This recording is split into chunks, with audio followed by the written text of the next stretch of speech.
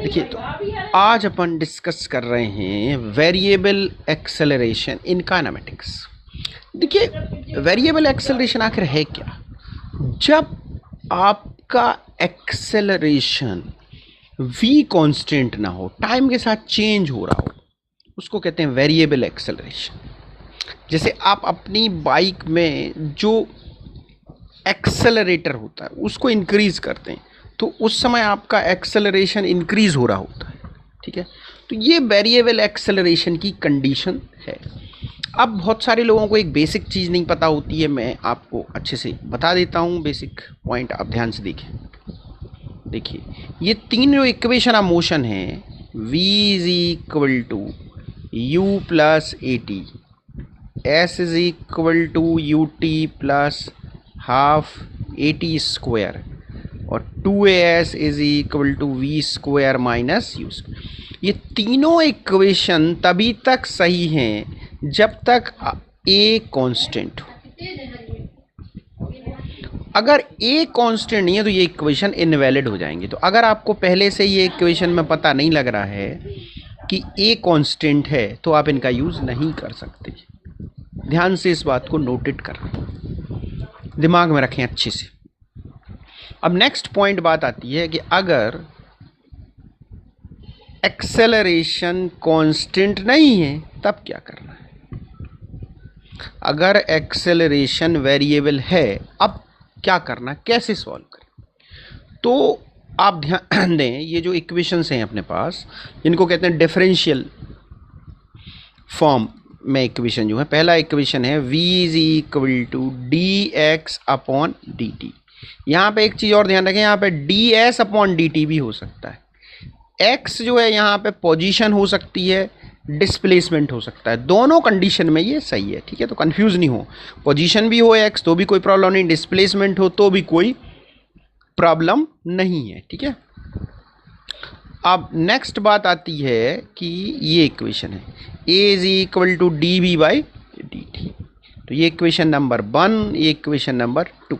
अब इन दोनों इक्वेशन से t को रिमूव कर दें। t को रिमूव कैसे करें? डिवाइड कर दें। तो डिवाइड अगर आप करेंगे तो आएगा a अपॉन वी। देखिए, a को ऊपर रख रहे हैं तो यहाँ आएगा dv और यहाँ आ जाएगा dx, और ये dt कैंसिल। तो यहाँ से ये एक इक्वेशन बनेगा a is equal to v d v by d x. तो ये थर्ड इक्वेशन है। तो इस तरीके से अपने पास तीन इक्वेशन हो जाते हैं। फिर से मैं तीनों इक्वेशन आपको लिख देता हूँ। पहला इक्वेशन है v is equal to d x by d t, दूसरा है a is equal to d v by d t, और तीसरा है a is equal to v d v by d x. ये तीन इक्वेशन जो आपके सामने दिख रहे हैं, ये इक्वेशन तब भी सही है जब एक्सेलरेशन कांस्टेंट है, और तब भी सही है जब एक्सेलरेशन कांस्टेंट नहीं है।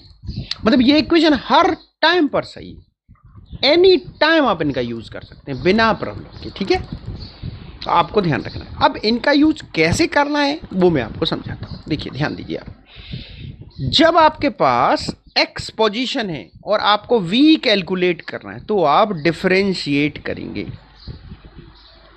जब आपके पास v है और आपको एक्सेलरेशन a निकालना है तो भी आप डिफरेंशिएट करेंगे। लेकिन जब आपको उल्टा जाना है, v से x निकालना है, ध्यान दें, तो आपको इंट्रीगेट करना है। जब आपको a से v में जाना है तो इंट्रीगेट करना है। तो आज अपन जो डिफ़िकल्ट टॉपिक है ये इंट्रीगेशन वाला, इसी पे डिस्कस करने वाले हैं।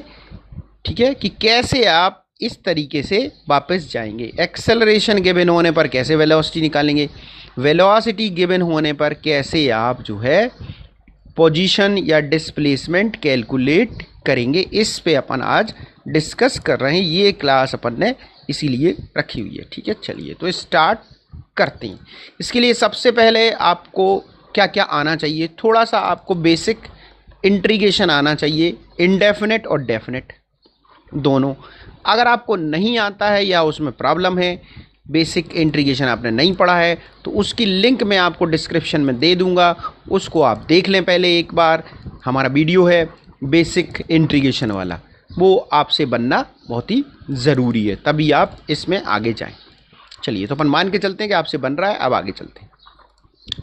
सबसे पहले क्वेश्चन आप देखिए, आपको क्वेश्चन सबसे पहले दिया जाता है कि v is equal to T.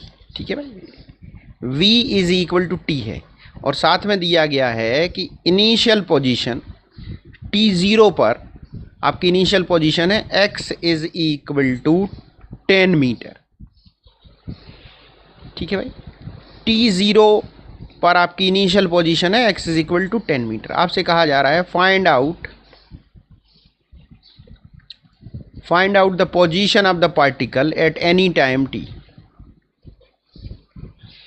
Of the particle at any time t। ठीक है, चलिए तो स्टार्ट करते हैं। क्वेश्चन को कैसे करना है, क्या कहाँ से स्टार्ट करना है। तो आपको दिया है v is equal to t. तो एक बात कंफर्म हो गई है आपको कि v से पोजीशन यानी x में जाना है, मतलब इंटीग्रेट करना है। तो अब इस v को आप लिखेंगे यहाँ पे dx/dt। इसके बाद इस dt को यहाँ ट्रांसफर करेंगे आप, तो ये हो जाएगा dx is equal to t dt। अब इंटीग्रेट करेंगे। इंटीग्रेट करने में सबसे बड़ी प्रॉब्लम है लिमिट। तो यहाँ dt लिखा है तो यहाँ t की लिमिट, यहाँ dx लिखा तो x की लिमिट। तो इसमें आपको दिया है जब टाइम 0 है तो आपकी पोजीशन थी 10 मीटर, 10 लिख दे रहे हैं मैंने। जब टाइम t है तो आप अपनी पोजीशन मान लें x। अब इंटीग्रेट कर दें, आप कोई प्रॉब्लम। तो सबसे मुश्किल काम होता है ये लिमिट पुट करना इंटीग्रेशन में, ये आपको अच्छे से सीखना। यहाँ ध्यान रखें, यहाँ t0 तो उसी के करस्पॉन्डिंग x रखना है, यहाँ पे t टाइम है तो उसी के करस्पॉन्डिंग x पुट करना है, ये आपको नहीं भूलना है। ठीक है भाई, चलिए तो अब करते हैं इसको सॉल्व। तो dx का इंटीग्रेशन होगा x, लिमिट है आपकी 10 to x, यहाँ पे t का इंटीग्रेशन होगा t²/2, लिमिट है आपकी 0 to t। चलिए तो इसको सॉल्व कर देते हैं। तो यहाँ पे आ जाएगा x - 10 इज इक्वल टू, यहाँ पे 1/2 बाहर आ जाएगा और ये हो जाएगा t² - 0 का स्क्वायर। चलिए तो फाइनल आंसर आपके पास आ जाएगा x is equal to half t² + 10। ये एनी टाइम t x की पोजीशन आ जाती है। अब अगर आपको कभी ये लग रहा है कि भाई आपने जो आंसर निकाला है वो सही नहीं है, उसमें कुछ मिस्टेक तो नहीं है, क्या प्रॉब्लम है, तो आपके पास एक चेक करने के लिए एक तरीका है कि आप इसका डिफरेंशिएशन करते हैं तो आपकी वेलोसिटी वही आ जानी चाहिए जो पहले थी। इस तरीके से आप चेक कर सकते हैं। चलिए करके देखते हैं अपन चेक। इसको डिफरेंशिएट करते हैं। इसको जब अपन डिफरेंशिएट करेंगे dx/dt, तो देखिए यहाँ पे 1/2 बाहर, t² का डिफरेंशिएशन होगा 2t और 10 का 0, तो ये 2 और 2 कैंसिल, तो ये आ गया t और ये dv/dt v, तो v is equal to t। तो देखिए यहीं से शुरू हुए थे अपन, ये वापस आ गए। तो इससे आपको एक चीज़ समझ में आ गई होगी, डिफरेंशिएशन और इंटीग्रेशन एक दूसरे की अपोजिट प्रोसेस है। चलिए नेक्स्ट क्वेश्चन पे अपन चलते हैं। नेक्स्ट क्वेश्चन आपको दिया है acceleration a is equal to kt। ठीक है भाई, और आपको दिया गया है initial velocity of the particle is u, find out the velocity of the particle at any time t। ये क्वेश्चन है, फिर से समझ लें। एक्सेलरेशन आपको दिया है a is equal to kt, time t0 पर आपकी वेलोसिटी है u, इनिशियल वेलोसिटी है u, और एनी टाइम t पर आपको वेलोसिटी फाइंड करना है जिसको अपन ने v मान लिया है। ठीक है भाई, तो अब आप समझ सकते हैं कि ये जो क्वेश्चन आपको दिख रहा है ये इंटीग्रेशन वाला क्वेश्चन है। अब कैसे इसको सॉल्व करना है, चलिए भाई। तो सबसे पहले आप क्या करना है, आपको दिया गया है a is equal to kt। अब a को आप क्या लिख सकते हैं, देखिए भाई a को आप लिखेंगे dv/dt is equal to kt। अब इसको यहाँ ट्रांसफ़र करेंगे तो dv is equal to k dt, ये आ गया। ठीक है भाई, अब क्या करेंगे, इसको इंटीग्रेट करेंगे। इंटीग्रेट करने में किस चीज़ का ध्यान रखना है, लिमिट का। तो ये अपन ने इंटीग्रेट किया। अब देखें ध्यान से, यहाँ पे dt है तो टाइम की लिमिट 0 है, उसके करस्पॉन्डिंग वेलोसिटी u, यहाँ टाइम की लिमिट t है, वेलोसिटी कितनी है v। ठीक है भाई, चलिए अब सॉल्व करते हैं अपन इसको। देखिए आपको पता है कि डी वी का इंटीग्रेशन क्या होगा v, और लिमिट कितनी है u टू v, यहाँ पे k बाहर आ जाएगा और t का इंटीग्रेशन होगा t स्क्वायर बाई 2, और लिमिट कितनी है 0 टू t। चलिए भाई, तो इसको सॉल्व करेंगे तो यहाँ आ जाएगा v minus u is equal to half k t square. तो यहाँ ये आपका आंसर, यहाँ से आप v निकाल लें, u को इस तरफ ट्रांसफ़र कर देते हैं, तो ये फाइनल आंसर आ जाएगा v is equal to u plus half k t square. ठीक है, तो ये बहुत ही स्टैंडर्ड क्वेश्चन है, बार बार रिपीट हुआ है, बहुत सारे एग्जाम में ये पूछा गया। इसी क्वेश्चन में आगे अपन निकाल सकते हैं कि पार्टिकल की पोजीशन या डिस्प्लेसमेंट क्या होगा। फिर से दोबारा क्वेश्चन हम बता देते हैं आपको। देखिए आपको दिया हुआ है a इज इक्वल टू के टी, साथ में दिया है इनिशियल वेलोसिटी u है, इनिशियल पोजीशन 0 है। ठीक है भाई, अब किसी टाइम t पर आपको पोजीशन फाइंड करना है, position at any time t आपको कैलकुलेट करना है, ये अपना क्वेश्चन है। तो अब देखिए इस क्वेश्चन को आप डायरेक्ट सॉल्व नहीं कर पाएंगे, पहले तो आपको v निकालना ही पड़ेगा क्योंकि बस a है, a का इंटीग्रेशन करके आप कहाँ जाएंगे v पर, फिर v का इंटीग्रेशन करेंगे तब आप पहुँचेंगे पोजीशन पे। तो आपको 2 स्टेप में ये क्वेश्चन सॉल्व। तो पहला स्टेप अपन कर चुके हैं इसलिए दोबारा नहीं कर रहे हैं, डायरेक्ट यहाँ पे आंसर ले। पहला स्टेप से अपना आंसर आ रहा था v इज इक्वल टू, पहले स्टेप से अपना आंसर आ गया था v is equal to u plus half k t square.